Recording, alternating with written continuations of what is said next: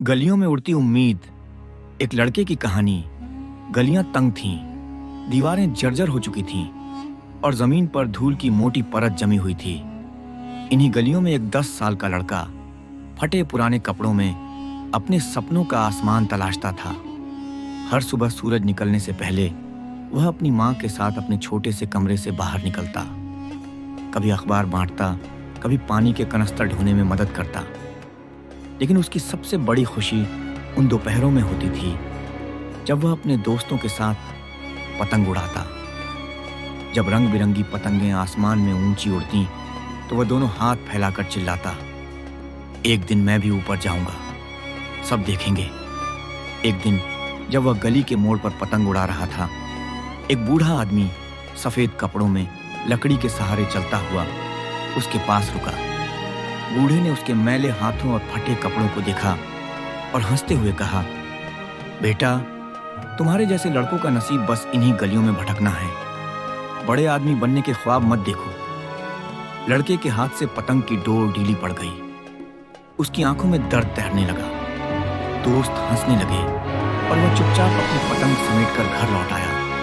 उस रात वह छत पर लेटा तारों से भरे आसमान को देखता रहा। दिल में एक वादा किया, अगर मेरा नसीब इन गलियों में है तो मैं यहीं से उड़कर आसमान छूंगा। अगले दिन से उसकी दुनिया बदल गई। अब खेल के साथ साथ उसने मेहनत भी शुरू कर दी। सुबह मजदूरी करता, फिर नजदीकी सरकारी स्कूल में पढ़ाई करता। फटे पुराने जूते, साधारण यूनिफॉर्म और कंधे पर भारी बस्ता, मगर आंखों में एक चमकती उम्मीद थी। स्कूल के बाद वह मोहल्ले के छोटे बच्चों को पतंग उड़ाना सिखाता। खेल में जुनून, हार में मुस्कान और जीत में विनम्रता, यही वो बच्चों को सिखाता। उसके शिक्षक भी हैरान थे कि इतना गरीब लड़का इतने जज्बे के साथ कैसे आगे बढ़ रहा है। साल दर साल बीतते गए। उसकी मेहनत रंग लाई। हाई स्कूल में वह फर्स्ट क्लास में पास हुआ। कुछ स्थानीय लोगों ने उसके जज्बे को देखकर उसे स्कॉलरशिप दिलवा दी और फिर एक दिन वह शहर की सबसे मशहूर यूनिवर्सिटी में स्पोर्ट्स एजुकेशन की पढ़ाई के लिए दाखिल हो गया। मगर यह सफर आसान नहीं था। दिन में कॉलेज, रात में पार्ट टाइम नौकरियां। कभी रेस्टोरेंट में वेटर बनकर काम करता तो कभी गोदाम में पैकिंग करता। हर मुश्किल वक्त में वह बस एक बात सोचता, मैं इन गलियों का कर्जदार हूं, मुझे यहीं से उड़ना है। पढ़ाई पूरी होते ही उसने एक फैसला लिया, उन बच्चों के लिए कुछ करूंगा जिनके सपने इन गलियों में खो जाते हैं।